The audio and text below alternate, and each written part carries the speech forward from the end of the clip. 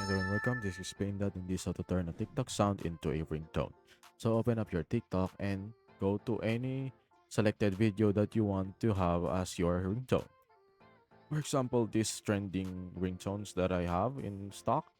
So just tap on the share button and share it onto the Chrome or any other browser that you have, so it will redirect you to that one, or just save the video overall. And after copying the link, go to ssstiktok.com, tap on the first one that should pop up, and paste the link there. So you should be able to see there the download MP3 one. So make sure that you download the MP3 file, not the MP4 or with or without watermark. Wait for it to download and go to your settings and tap on search, then search on ringtone.